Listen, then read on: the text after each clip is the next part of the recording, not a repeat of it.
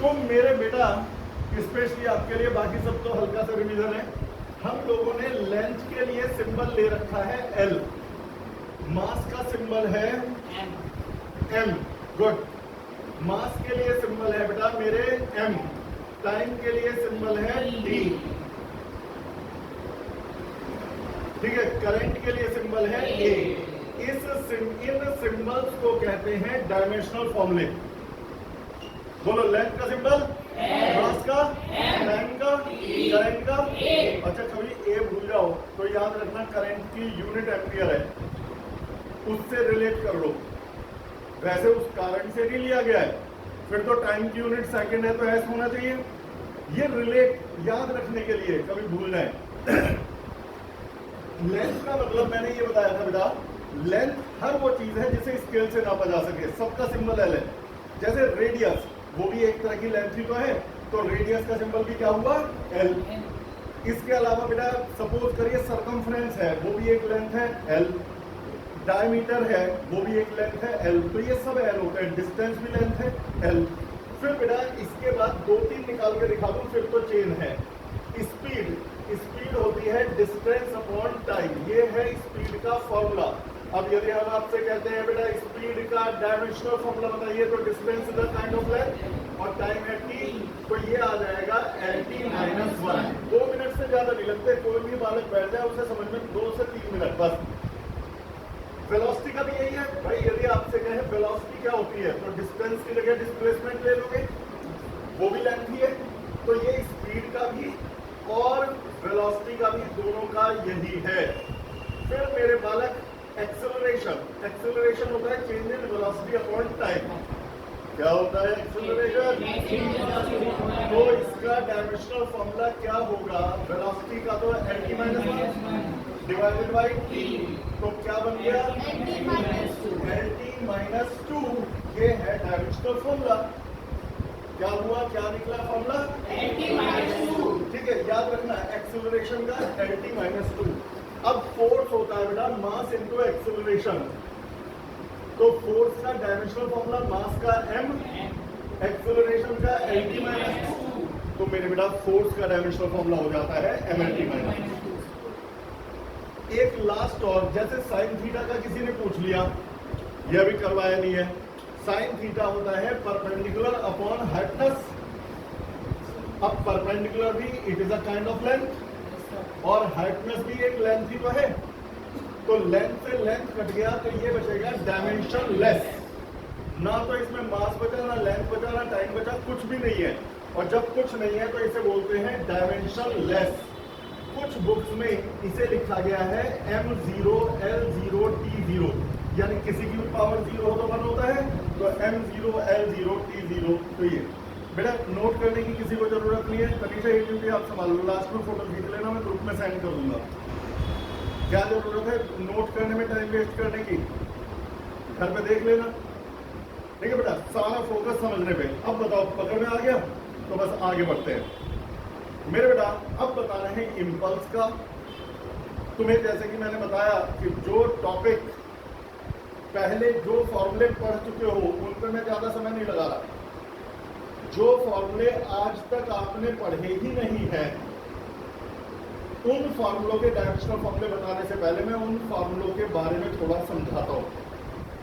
उन्हीं में से है impulse, young modulus, bulk modulus, rigidity, stress, strain.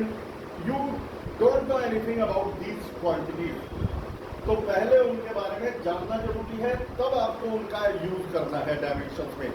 तो मेरा अगला पॉइंट हुआ इम्पल्स। मेरे बेटा इम्पल्स और कुछ नहीं, चेंज इन मोमेंटम को कहा जाता है। मोमेंटम होता है ना मास इनटू वेलोसिटी, तो किसी बॉडी की वेलोसिटी बदल जाए तो मोमेंटम बदल जाता है। चेंज इन मोमेंटम को कहते हैं इम्पल्स। क्या है इम्पल्स? Change in momentum. और यदि 9th या 10th में मुझे पता नहीं था या नहीं था, change in momentum upon time होता है फोर्स। कुछ याद सा आ रहा हो? क्या था change in momentum upon time? क्या था? फोर्स।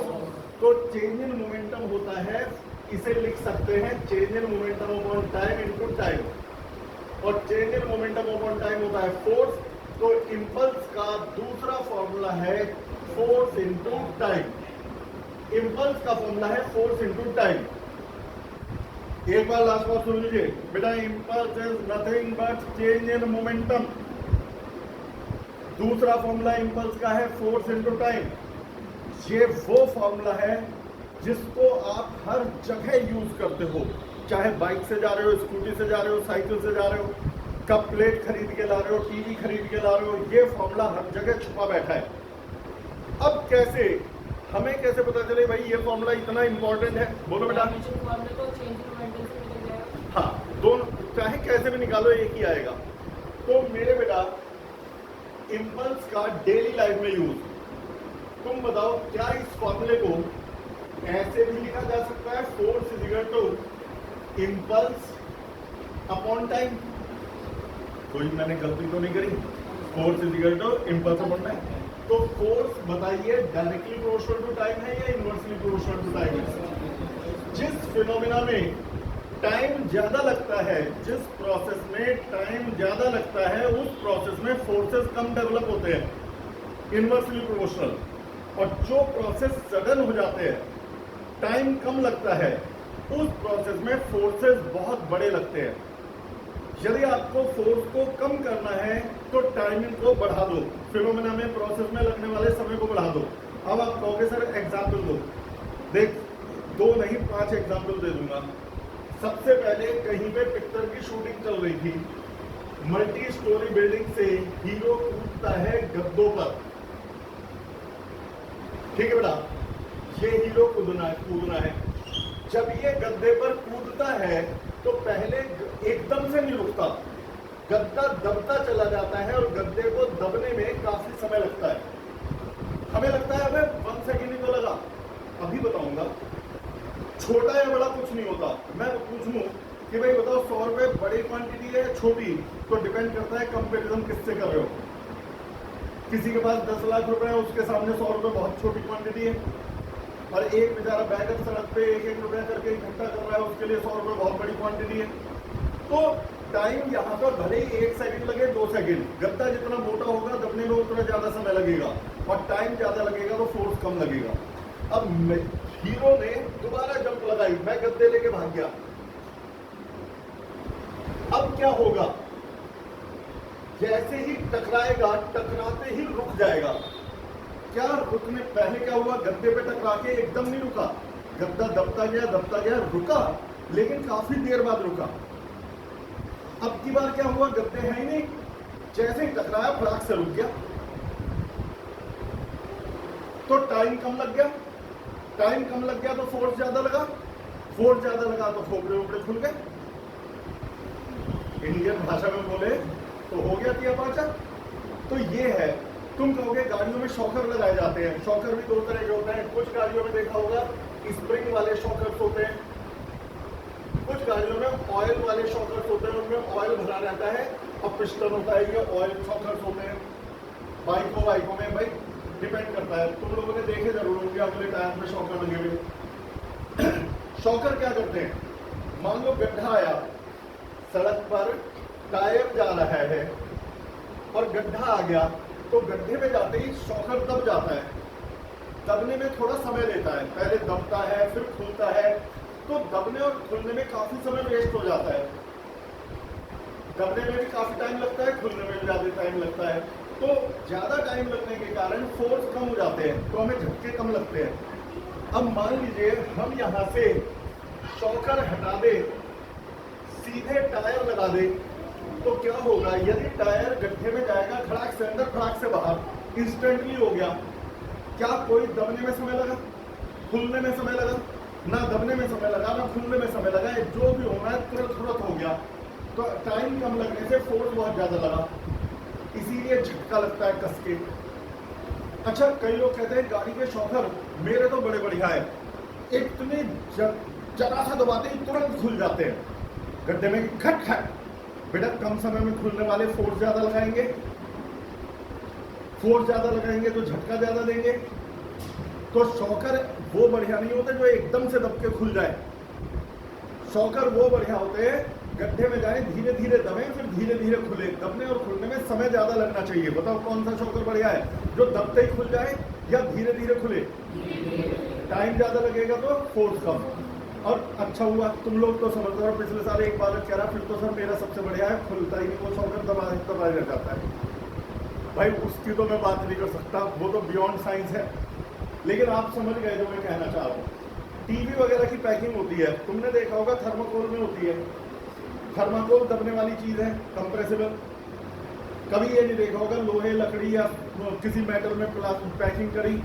कारण क्या है, यदि टीवी को हम थर्माकोल में पैक करते हैं, हल्की फुल्की ऊंचाई से गिर जाए, अब ये नहीं कि तुम्हें जैसे कोई फेंक दे, हल्की फुल्की ऊंचाई से गिर जाए तो थर्माकोल दबता है और दब के खुलता है। उनका थर्माकोल भी अलग तरह का होता है, दबने और खुलने वाला, काफी कंप्रेसिबल। तो वो जब दबता है और खुलता है तो टाइम ज्यादा ले लेता है, और आपने इससे आगे मुझे कुछ बोलना है कि टाइम ज्यादा लगता है तो फोर्सल वीक कर देता है। समझ में आ गया? तो ये भी हम समझ गए। आप जब ग्लासेस के एटेंसिल्स लाते हैं तो वो उसे कॉटन में पैक करके देते हैं। अधिकतर कंट्रीज में आप जाके देखोगे कॉटन में पैक करके देंगे, कारण कॉटन कंप्रेसिबल है। आपका ग्लास या आपकी कोई नाजुक चीज कॉटन में पैक है, यदि गिरी तो कॉटन दबेगी, दबते हुए टाइम लगेगा तो फोर्स कम लगेगा, तो वो सेफ रहेगी। हमारे यहाँ कॉटन तो नहीं, अखबार में लपेट देते हैं, कंप्रेस यूज हो जाता है। लेकिन अखबार के कई फोल्ड होने चाहिए, सिंगल पेपर से लपेटने से कोई बेनिफिट नहीं। कई लोग लेते हैं पेपर लिया, यूं चिपका के लपेट दिया। क्या करते हो, कागज लपेटा जाता है सेफ्टी के लिए, धूल मिट्टी से थोड़ी बचाना है। तो मतलब एक पेपर लिया, ग्लास पे रख के कस के लपेट दिया सिंगल फोल्ड, तो वो तो बेकार है। उसे जुड़ करके अपना वॉल सी बना करके उसके आसपास डाल दो तो सेफ हो गया। तो इम्पल्स के बारे में तो जान गए। अब इम्पल्स का डायमेंशनल फॉर्मूला, इम्पल्स का फॉर्मूला है force into time. Dimensional formula मैं क्या बोलूंगा, फोर्स होता है मास इनटू एक्सेलरेशन। मैं तो कहता हूँ फॉर्मूले रटो ही मत, 2-4 याद रखो। वेलोसिटी का LT-1, एक्सेलरेशन का LT-2, फोर्स का MLT-1, MLT-2। इस तरह से 2-4 याद कर दो। अब यदि आपने 2-4 डायमेंशनल फॉर्मूले याद कर लिए, उसी से हो जाएगा। चलो मैंने फोर्स को लिख दिया m में, मास होता है m, एक्सेलरेशन LT-2 और टाइम हो गया t। तो बेटा ये बन जाएगा MLT-1। कोई बच्चा कहे सर मैं ये फॉर्मूला नहीं लगा रहा, मैं ये वाला लगा रहा हूँ, चेंज इन मोमेंटम वाला। एक ही बात है, चेंज इन मोमेंटम, मोमेंटम होता है मास इनटू वेलोसिटी, मास का m, वेलोसिटी का LT-1, आना तो यही है। तो बेटा मेरे हमने सीखा इम्पल्स के बारे में। अब हम अगले नंबर पर जा रहे हैं, स्प्रिंग कांस्टेंट और टॉर्जनल कांस्टेंट के बारे में। जो होता रहेगा काटते रहेंगे। और ये याद रखना बेटा, मैंने स्पीड ऐसी मेंटेन करी है कि दिसंबर तक हम दिसंबर से पहले सारा सिलेबस कंप्लीट कर लेंगे। मैं टाइम को नहीं, टॉपिक्स को ध्यान में रख के पढ़ाता हूँ। और उसके बाद 1.5-2 महीने कंप्लीट रिवीजन और हाई लेवल के क्वेश्चंस चलेंगे। तो ये नहीं देखना सोचना कि यार आज ज्यादा देर पढ़े, आज कम देर पढ़े, अब वो छुट्टी आ गई। वैसे तो मैं छुट्टी बहुत ही त्योहार ही हो तो भाई एक मजबूरी है, अदर जब मैं वैसे नहीं करता। यदि किसी दिन मैं बिना बताए एब्सेंट हो जाऊँ, सड़क पे ढूंढने निकल लेना, कहीं पे एक्सीडेंट हुआ पड़ा मिलेगा। पिछले साल हो गया था मेरा बड़ा तगड़ा एक्सीडेंट, 31 जुलाई को। 3 महीने बिस्तर पे रहा था, छुट्टी एक भी नहीं करी, घर पे बोर्ड लगा दिया था और वहीं से लेटे लेटे लिख रहा था और लाइव क्लास चल रही थी। तो छुट्टी नहीं होगी भाई, त्योहार है तब तो जरूर होगी, बहुत खूब एंजॉय करो। लेकिन यहाँ तक अब देखो, अब काट तो मतलब ये है कि तसल्ली से समझेंगे, ये नहीं कि निपटाने हैं। काहे को निपटाने? यदि हमें लगेगा सिलेबस थोड़ा स्लो जा रहा है, संडे को बुला लूंगा किसी दिन 2 घंटे। मैं तो उन लोगों में से 4 दिन 3 रात बिना सोए बिना खाए पढ़ा करके वर्ल्ड रिकॉर्ड बना दिया था। तुम एक बार कह के तो देखो। मैं तो सोच रहा हूँ यदि बच्चे अच्छे मिले तो इस बार एक ट्राई मारा जाए। मेरा पिछला रिकॉर्ड जो है अपना ही रिकॉर्ड हो गया, 74 घंटे 10 मिनट का रिकॉर्ड है मेरा, 4 दिन 3 रात बिना खाए पढ़ाने का 100 मिनट दोस्तों को। यदि आप मैं देखता हूँ कैलकुलेटर बढ़िया मिला, क्योंकि स्टूडेंट भी चाहिए ऐसे, उनका भी रिकॉर्ड बनता है, उन्हें भी सर्टिफिकेट मिलता है। कैलकुलेटर अच्छा मिला, तुम लोगों ने थोड़ी हिम्मत मारी तो मैं करवा दूंगा 12th का सारा सिलेबस 4 दिन 3 रात में।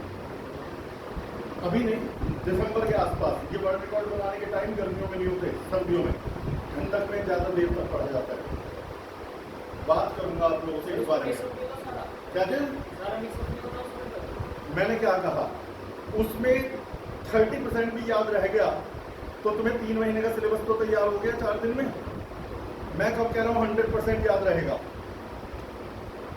मैं नहीं कह रहा, मैं ये कह रहा हूँ 30% भी याद रह गया, और जब रिवाइज करोगे तो हल्का सा रिवाइज करते ही वो याद आ जाएगा, तो उससे काफी टाइम बच जाता है।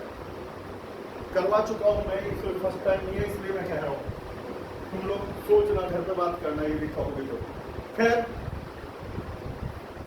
मेरे बालक अगले नंबर पे क्या काटा था मैंने, क्या करवाना है? हाँ, स्प्रिंग कांस्टेंट, टॉर्जनल कांस्टेंट। बेटा अगला है स्प्रिंग कांस्टेंट। मेरे बेटा स्प्रिंग, कोई स्प्रिंग लूज होती है, कई हार्ड होती है। कई स्प्रिंग ऐसी होती है हल्का सा खींचा एकदम से खिंच गई, कई स्प्रिंग होती है बहुत ज्यादा खींचा तो भी नहीं खिंच पा रही। जो लूज स्प्रिंग होती है, कम फोर्स लगाने से खिंच जाती है, वो कहलाती है लो स्प्रिंग कांस्टेंट। और कुछ इतनी टाइट होती है कि बहुत तगड़ा फोर्स लगा के ही आप उन्हें खींच सकते हो, वो कहलाती है हाई स्प्रिंग कांस्टेंट। किसी भी स्प्रिंग को खींचने के लिए फोर्स लगाना पड़ता है। कम खींचना है, इलोंगेशन को मैं कह रहा हूं एक्स, इलोंगेशन यानी जितना खिंच गया। ज्यादा फोर्स लगाओगे तो ज्यादा इलोंगेशन होगा, कम फोर्स लगाओगे कम इलोंगेशन होगा, नहीं फोर्स लगाओगे नहीं इलोंगेशन होगा। तो इलोंगेशन और फोर्स कनेक्टेड है। दरअसल force is directly proportional to elongation. Force double कर दो, इलोंगेशन डबल हो जाएगा। फोर्स ट्रिपल कर दो मेरे बालक, इलोंगेशन ट्रिपल हो जाएगा। Force is directly proportional to elongation. अब there should be a proportionality constant. यदि हम प्रोपोर्शनलिटी का साइन हटा के इक्वल लगाते हैं तो कोई ना कोई कांस्टेंट इंसर्ट किया जाता है, वो कांस्टेंट है के। यही के कहलाता है स्प्रिंग कांस्टेंट। अब तुम देखो, जिसका के ज्यादा होगा, स्प्रिंग कांस्टेंट हाई होगा, उसमें फोर्स ज्यादा लगाना पड़ेगा। के इज लार्ज तो फोर्स इज लार्ज। और जिसका के कम होगा उसमें कम फोर्स लगाना पड़ेगा। K is large, force is large, K is small, force is small. K को डबल कर दो, डबल फोर्स लगा के खींचेगा। तो मेरे बेटा क्या सीखा? Force is directly proportional to elongation. Elongation double करोगे फोर्स डबल लगाना पड़ेगा, इलोंगेशन ट्रिपल करोगे फोर्स ट्रिपल लगाना पड़ेगा। तो force directly proportional to elongation. Proportionality का साइन हटा के इक्वल का साइन लगाया तो एक कांस्टेंट आ गया, वो है स्प्रिंग कांस्टेंट। हाँ जी, वो है स्प्रिंग कांस्टेंट। अब के का डायमेंशनल फॉर्मूला मैंने पढ़ाया, F is equal to kx। तो k is equal to f upon x। तो k का डायमेंशनल फॉर्मूला क्या होगा? मेरे बेटा सबसे पहले तो फोर्स का डायमेंशनल फॉर्मूला रख दो। फोर्स का ml t माइनस 2 और x का l। भाई x का elongation, elongation is a kind of length. अब यदि इलोंगेशन काइंड ऑफ लेंथ है तो उसे l ही लिखा जाएगा। तो बेटा l से l कट गया और रह गया mt माइनस के यानी कि स्प्रिंग कांस्टेंट का फॉर्मूला हो गया। ठीक है बेटा, अगला है टॉर्जनल कांस्टेंट। वैसे बताओ सही है ना? यदि मैं कहता है F is equal to kx याद कर लो तो शायद भूल भी जाते हैं। अब तो याद रहेगा ना? अगला है टॉर्जनल कांस्टेंट। टॉर्जनल कांस्टेंट, इसका सिंबल है C। मेरे बेटा एक वायर है। अच्छा, टॉर्क का कल निकलवाया था, परसों कल परसों कब निकलवाया था? निकलवाया था। क्या है डायमेंशनल फॉर्मूला? वो तो सिंबल हो गया डायमेंशनल फॉर्मूला। टॉर्क पढ़ा हुआ है बेटा? टॉर्क होता है फोर्स इनटू परपेंडिकुलर डिस्टेंस, तो ml square t minus 2। Torque का डायमेंशनल फॉर्मूला कोई बात नहीं, मेरे से सुन लो, करवा रखा है टॉर्क का डायमेंशनल फॉर्मूला। हाँ, मैं अब अपने पॉइंट पर आ रहा हूं। एक वायर है, इस वायर को मैं घुमा रहा हूं, तो बताओ घुमाने के लिए फोर्स लगाने पड़ते हैं या टॉर्क? फोर्स या टॉर्क? लीनियर मोशन के लिए चाहिए फोर्स, रोटेशन के लिए चाहिए टॉर्क। मैंने ऊपर छत से इस वायर को लटका दिया फिक्स, नीचे से घुमा रहा हूं, घुमाने के लिए टॉर्क लगाऊंगा। कम टॉर्क लगाऊंगा कम एंगल घूमेगा, ज्यादा टॉर्क लगाऊंगा ज्यादा एंगल घूम जाएगा। यानी टॉर्क डायरेक्टली प्रोपोर्शनल है एंगुलर डिस्प्लेसमेंट के। वायर लटका हुआ है छत से, कम टॉर्क लगाया कम घूमा, ज्यादा टॉर्क लगा दिया ज्यादा घूम गया। यानी बेटा torque is directly proportional to angular displacement.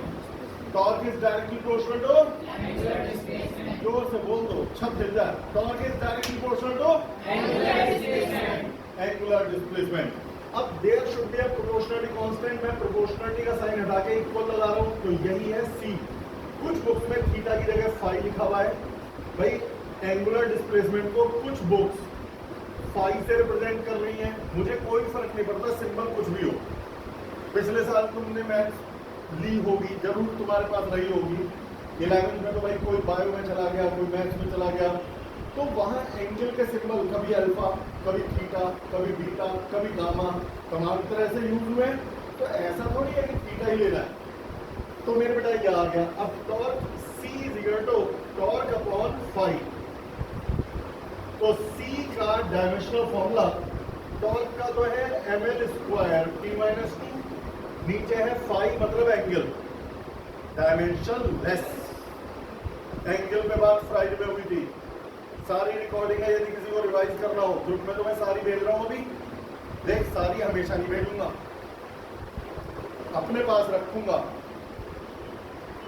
क्योंकि यदि सारी मिलने लगती है तो बच्चे एब्सेंट होने लगते हैं। अरे यार रहजान मन नहीं कर रहा, वीडियो देख लेंगे शाम को बैठ। अभी शुरू में दे रहा हूँ, बाद में रखूंगा। जिस दिन आप एब्सेंट होगे बस फोन कर देना या मैसेज डाल देना, सर रिकॉर्डिंग भेज दो, तुरंत पहुंच जाएगी। कम से कम वीडियो मांगने में 2-4 बार हो गया तो ठीक है, बार बार मांगने में शर्म सी तो आएगी। या तो कोई पक्का बेशर्म हो, कई होते हैं, अदरवाइज ये तो मेरे समझ में आ गया यहाँ तक। अब बेटा फाइव डायमेंशन लेस है तो बस यही आंसर है। अब आता है coefficient of thermal conductivity. Coefficient of thermal conductivity चाहूं तो मैं सीधे फॉर्मूला लिख दूं, Q upon T is equal to KA delta T upon L, और मैं कह दूं कि निकालो डायमेंशनल फॉर्मूला K का। भाई साहब अभी 2 मिनट में फिजिक्स बोर हो जाएगी, समझ में नहीं आया तो मैं पहले ये फॉर्मूला कहां से आया उसे समझाता हूं। Q कहते हैं हीट एनर्जी को, Q कहलाता है हीट एनर्जी। 2-3 मिनट लगेंगे समझो। Q और कुछ नहीं हीट एनर्जी है, जिसका डायमेंशनल फॉर्मूला है हीट। कोई सी भी एनर्जी हो, एक ही बताया था, वीडियो नंबर 3 में मिलेगा। हीट हो चाहे कोई भी हो, एनर्जी है, एनर्जी का dimensional formula ml square t minus 2। चाहे काइनेटिक एनर्जी हो, पोटेंशियल एनर्जी हो, हीट एनर्जी हो, थर्मल एनर्जी हो, लाइट एनर्जी हो, जो कोई सी भी एनर्जी हो, तो ये है। अच्छा, Q अपॉन T कहलाता है rate of flow of heat, यानी 1 सेकंड में कितनी हीट घुस गई। मेरे कमरे में 100 जूल हीट आई तो मैं कहूंगा Q इज इक्वल टू 100। मेरे कमरे में 1 सेकंड में 100 जूल आ गई तो Q upon T is equal to 100। 1 second में जितनी हीट आ गई वही Q अपॉन T है। और उसी को कहते हैं rate of flow of heat. क्या कहलाता है? 1 सेकंड में आने वाली हीट पर सेकंड। तुम कहोगे तो फिर Q/T कैसे आया? अरे मान लो मेरी खिड़की खुली है, 30 सेकंड में Q हीट एंटर कर गई, T टाइम तक मैंने पर्दा हटा दिया, T टाइम में Q हीट एंटर हो गई, तो मेरे बालक T सेकंड में कितनी हीट एंटर हो गई? Q। तो 1 सेकंड में कितनी हीट एंटर होगी? Q/T। लेकिन 1 सेकंड में एंटर होने वाली हीट को तो कहते हैं rate of flow of heat. तो rate of flow of heat का फॉर्मूला है Q/T। जिसको समझ में आ गया तुरंत हाथ उठाइए, दिक्कत हो तुरंत हाथ नीचे, क्या फंस गए? दिक्कत हो तो तुरंत हाथ नीचे। चलो अब हाथ नीचे कर लो, कोई बात नहीं। तो अरे चलता है ये, पता है अटेंशन बढ़ा देता हूँ मैं, धीरे धीरे धीरे सारे बच्चे सुनने लगते हैं। टाइम में मास्टर है, कभी कुछ भी कह देगा मेरा। तो Q/T rate of flow of heat है। अब देखते हैं कि 1 सेकंड में कितनी हीट कमरे में आएगी, वो किस चीज पर डिपेंड करता है। मान लो बेटा ये मेरे रूम की विंडो है,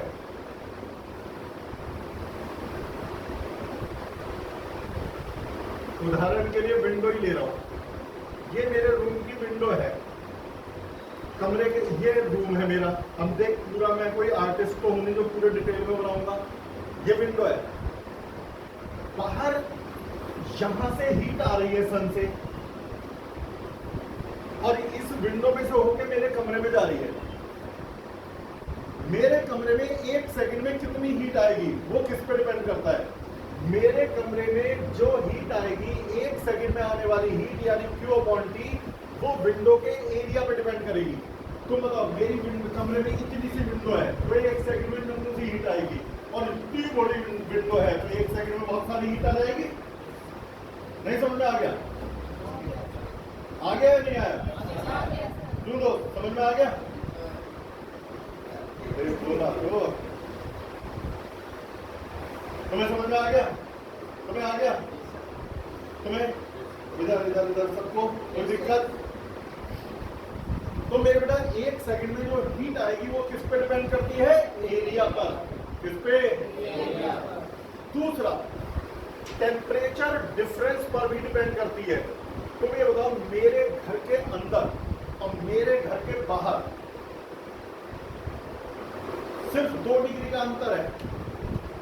बाहर है 20 डिग्री, कमरे के अंदर है 18 डिग्री, तो थोड़ी सी हीट आएगी। लेकिन टेम्परेचर डिफरेंस ज्यादा है, मेरे कमरे के अंदर है 18 डिग्री और बाहर है 50 डिग्री, तो मतलब कम हीट आएगी ज्यादा आएगी? जो मन करे वो बोल दो, कम हीट आएगी ज्यादा हीट आएगी? यानी टेम्परेचर डिफरेंस पर डिपेंड करेगा।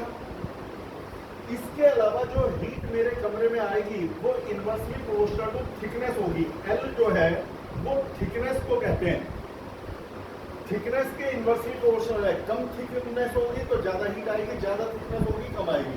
मैं ग्लास पतला सा लगा दूं तो बहुत ज्यादा हीट आएगी, इतना मोटा ग्लास लगा दूं तो बहुत कम हीट आएगी। ग्लास वैसे तो थर्मली ऑलमोस्ट इंसुलेटर है, थोड़ा बहुत कंडक्टिंग है तभी हीट आ जाती है। यदि मैंने इतना मोटा ग्लास लगा दिया तो वो हीट को आने ही नहीं देगा आसानी से। तो बताओ कम थिकनेस में ज्यादा हीट या ज्यादा थिकनेस में ज्यादा हीट? और मेरे लाल यदि कम थिकनेस में ज्यादा हीट, ज्यादा थिकनेस में कम हीट, तो यही तो इनवर्सली प्रोपोर्शनल होता है। अब इन्हें जोड़ दो, Q/T। मैंने प्रूव किया कि Q/T जो है वो प्रोपोर्शनल है एरिया के, टेम्परेचर डिफरेंस के, और इनवर्सली प्रोपोर्शनल है लेंथ के। सब एक साथ लिख दिया।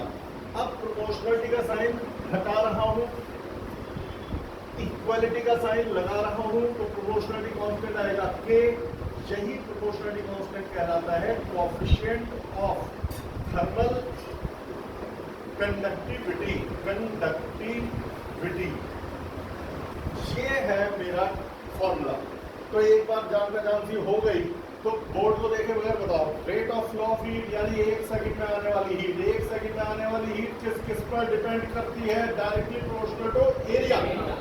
Directly proportional to temperature difference दूसरा होगा, और inversely proportional to thickness, length नहीं थिकनेस। सिंबल एल है उसका, ले रखा है बुक्स में तो मैंने भी ले लिया। आप थिकनेस को टी लिख दो तो कई बार कंफ्यूजन हो जाता है, टाइम तो नहीं है। Thickness is a kind of length. अब डायमेंशनल फॉर्मूला मैं क्या, कोई भी बता देगा। चलो ठीक, पहले फॉर्मूला दोबारा लिख दो, Q upon T is equal to K A delta T upon L. तो K is equal to Q upon T L upon A delta T. तो K का डायमेंशनल फॉर्मूला, Q है हीट एनर्जी, कोई भी energy हो तो ml square T minus 2, time हो गया T, L है थिकनेस जो एक खुद लेंथ है, नीचे है एरिया L स्क्वायर। कैसे? एरिया होता है लेंथ इंटू ब्रेथ, लेंथ भी है ब्रेथ भी है, तो क्या बन जाएगा बेटा L स्क्वायर L स्क्वायर। और टेम्परेचर या टेम्परेचर डिफरेंस के लिए सिंबल है थीटा, T नहीं है। क्या सिंबल लिया हमने? थीटा। टेम्परेचर नहीं तो टाइम से क्लैशिंग हो जाएगी, टाइम का सिंबल भी यदि टी ले लेते और टेम्परेचर का भी टी ले लेते तो लफड़ा हो जाता ना। तो टेम्परेचर का डायमेंशनल फॉर्मूला है थीटा। अब इसे सिंप्लीफाई करके भैया तुम लिख लेना, एल स्क्वायर से एल स्क्वायर कट गया, बचा क्या M L T minus 3। Check करो, ये आ गया एम एल टी। ब्रैकेट में जरूर रखना क्योंकि बेटा क्लास 11 ब्रैकेट मांगती है। डायमेंशनल फॉर्मूला है तो वो अंडरस्टूड है, ब्रैकेट में दिया होगा। कंपटीशन में ऐसा कुछ भी नहीं है, वहां तो टिक लगा रहे हैं, सही आंसर पे टिक मार दिया, चाहे ब्रैकेट लगाई नहीं लगाई कौन देख रहा है बेटा। मैं तो देखो सबको एक ही एडवाइस दूंगा, सभी के लिए बता रहा हूँ बेटा। देख सीधी सी बात है, जब 10 से 11 पे आते हैं, ऑब्वियस सी बात है दो तरह के प्रेशर होते हैं। एक तो सिलेबस 10th में इतनी सी बुक और 12th में आके इतने मोटे मोटे जब बुक्स दिखते हैं तो मेंटली कहीं ना कहीं लगता है। दूसरे नंबर पर कहना तो नहीं चाहिए, पेरेंट्स की एक्सपेक्टेशंस को भी पूरा करने के लिए दबाव आ जाता है। कोई कह रहे हैं कि डॉक्टर बनेगा, टीचर बनेगा, क्या बन के दिखाएगा, क्या वो। हमारे अंदर खुद की फीलिंग आ जाती है यार करके दिखाना है। ये चीज आपकी ग्रोथ को रोकती है। आप अपने दिमाग को रिलैक्स रख के ज्यादा से ज्यादा टाइम पढ़ाई पे दो। दो सब्जेक्ट की पढ़ाई के बीच में कम से कम 15 मिनट का गैप होना चाहिए। घर की बात कर रहा हूं, जो बच्चे स्कूल जाते हैं मैं उनका दर्द समझ सकता हूँ।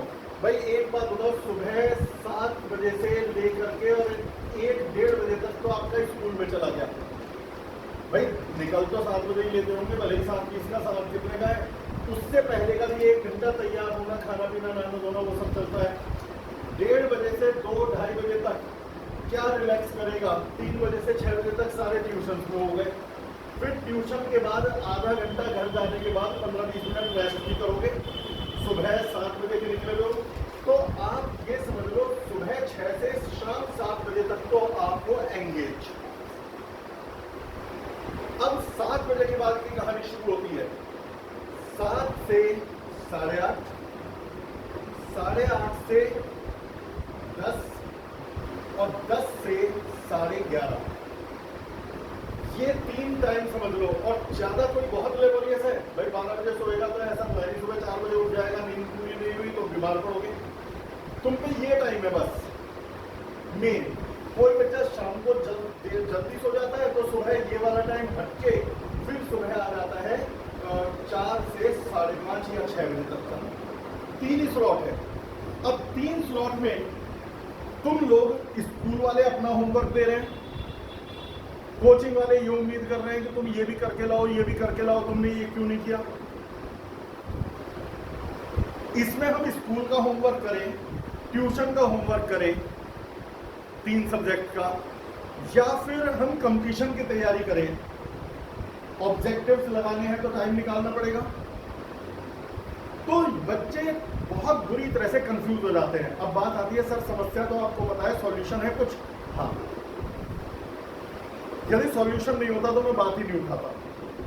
2-4 मिनट देख, हफ्ते में एक बार 5-7 मिनट में बात जरूर करा करूंगा कि जिससे आप लोगों का प्रेशर कम हो और तरीके से पढ़ो। आप लोग हफ्ते में देखो, कोई भी स्कूल का डराता रहेगा, हो सकता है इसके ऊपर मेरे केस आ जाए यदि मैं वीडियो डाल दूं क्यों स्कूल के अगेंस्ट बोल रहा हूं। कोई भी स्कूल आपको थोड़ी बहुत शॉर्ट अटेंडेंस पे नहीं रोकेगा, कह सुन करके पहुंचा देगा।